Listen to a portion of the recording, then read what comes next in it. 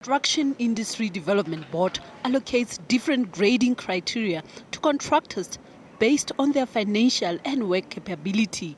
Almost 95% of contractors from previously disadvantaged backgrounds are still on the lowest grading of 1. 80% are on grading 5 and 6, and only 10% are on grading 9.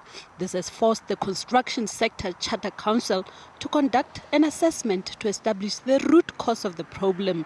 The outcome of this assessment is expected to be released this year.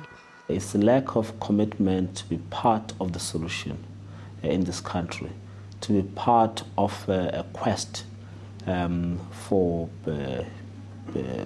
equality, to be part of a quest for fighting poverty, unemployment, and to make sure that the cost of doing business in this country is reduced. Last year, the Competition Commission announced that it had reached settlement agreements with 15 construction firms. The firms paid a combined penalty of 1.46 billion rand. The Competition Commission says prosecution alone cannot address all market imperfections and that effective regulation is required. The Construction Industry Development Board says collusion by big companies is one of the contributing factors to the lack of transformation in the sector. If these big contractors collude in earning work for themselves, they are doing that at the detriment of the smaller contractors, because the collusion by its nature is exclusionary to those who are not part of the cabal. The Construction Industry Development Board's mandate is to regulate the industry and ensure that companies comply with the construction charter. CIDB says small companies are still used for fronting without any economic benefit.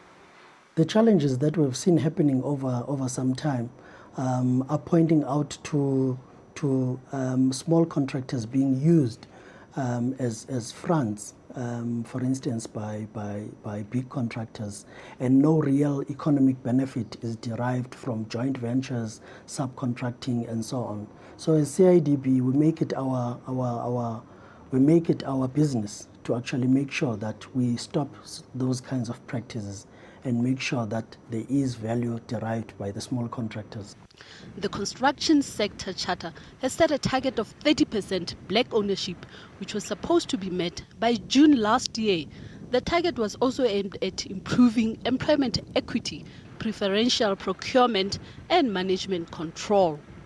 We do not believe that the construction industry can stand in front of the mirror and say we are very happy with the ownership patterns in the sector.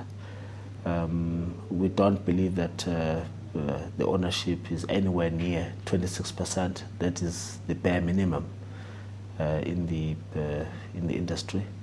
We cannot cite any large construction company that is black controlled. The membership of the South African Forum of Civil Engineering Contractors, SABC, comprises 480 listed companies and 187 emerging contractors. SABC has admitted that a lot still needs to be done to improve transformation in the sector. There's no denying, even if you look at the construction companies registered at the CIDB, at the level of CIDB grading, grade 9, you have 19% of black-owned. 7 to 8, that's where you seem to have some improvement of 58% ownership at that level. But the ultimate goal is to have a black-owned companies, which represents 51 to 100% owned companies. Industry stakeholders have admitted that urgent interventions are needed to transform the industry and to ensure that small businesses in the construction sector are given the much needed opportunity to grow and contribute meaningfully to the sector's development. Naledi Mulifi, SABC News, Johannesburg.